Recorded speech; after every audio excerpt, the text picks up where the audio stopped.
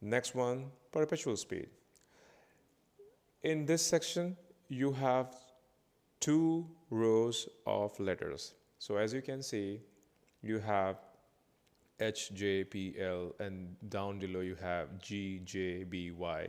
What you need to do in this section, you need to compare them vertically. So H and G, J and small j and capital J, P, B, L, Y. So you need to identify how many pairs contain different letters. So in this example, you need to analyze in that way.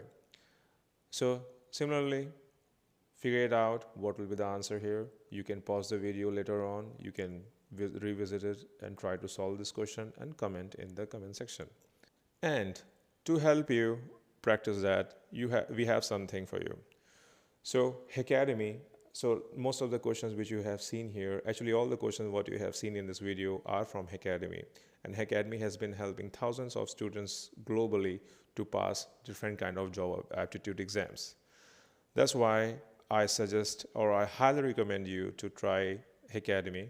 It has a real Thomas GIA style mock test, which will give you plenty of practice tests where you can go and assess your weaknesses, your strong points, and keep practicing it. It has 1,000+ questions for Thomas GIA.